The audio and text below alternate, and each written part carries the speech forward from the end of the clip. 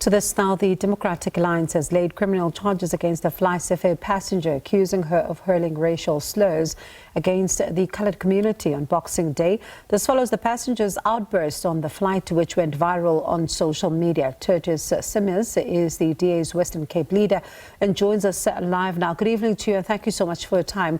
Let's just first talk about the charges you've laid and the decision behind it. Well, thank you and good evening to your viewers.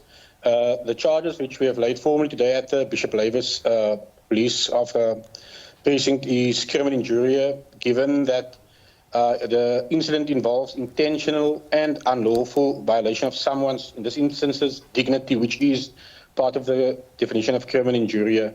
But there are various video clips, I think, which also substantiates this in terms of because the air hostess herself also accompanied me there today, and she also gave her statement.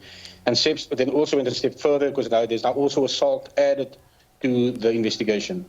And when you talk about the flight attendant, how is she doing? Well, look, at the age of 24 to experience this type of undignified behavior and slurring towards her.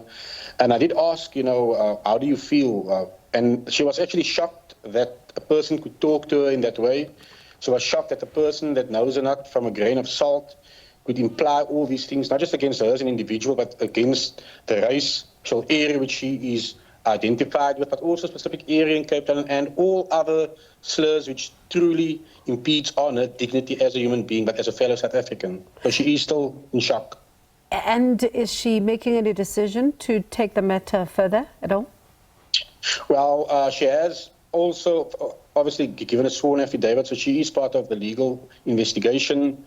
We have a case number which was provided late afternoon to us, and we now also know who the investigating officer is, and she will be part of that investigation indeed. And when you look at this, this particular matter, sometimes we do see some of these cases then being laid, but very little when it comes to investigations as well as accountability. How will you ensure that there is accountability in this matter as you've now laid charges? Well, we have the case number. We know who the investigating officer will be. We will be there on the first day of court. In the Western Cape, we have what is called the court briefing system, which means we follow all cases which do proceed to the court. So we will see this through till the end. And when it comes to the decision that has been taken by the airline, what do you say? Well, look, I can only take note of the decision of the airline. It is the right as the user, which ultimately Masumkiza used their flight and their aircraft. So they have their corporate rights and they act within their rights as well, which I also need to respect. And when you look at this particular matter, of course, we've spoken about the flight attendant, but did she hint at all as to what impact this had on fellow passengers? Because we saw a lot of them taking out their videos, their phones to take the videos on social media and listening to what they've had to say as well, including some of her colleagues. Did she talk about the impact that this had on them? Yes, she did indeed today, and a lot of the fellow passengers were stunned. Many even offered afterwards to provide her with additional material because all of them were recording, but a lot of them were stunned, I think, at the actions. As much as the air hostess tried to calm her down, she just escalated the whole time, and everybody was totally in shock for what was happening in front of them. If we are experiencing something like this still in 2024, what does it tell us about South Africa? Well, the road and the path to reconciliation is not a one-way stop, it's a journey. It does tell us, however, that the dialogue which the President announced on the 16th of December will happen in 2025 will need to take cognizance of the fact that reconciliation will play a major part in where we are heading. A number of communities, sadly, are still hurt. But I think what is more scary, as the air hostess told me, it's not just the racial slurs. It's also the perceived classism, which also played a massive role. And I do believe if we follow some of the social media platforms, classism is also now playing a major factor in the division between rich and poor, those the haves and the have-nots. And sadly, that seems to be a tool also used in various communities at the moment.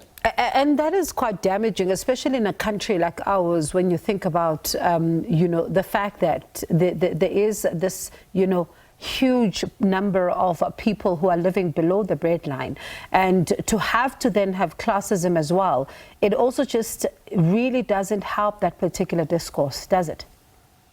No, it does not. And my dignity is the same as your dignity, which is why we need to respect all South Africans with dignity. And classism has no place in South Africa, which we all aspire our country to be. It's why we all work well together, or we seek to work well together with all of our various Rainbow Nation brothers and sisters. And yes, there are elements that still need to accept the reality that we are all South Africans, not some of us.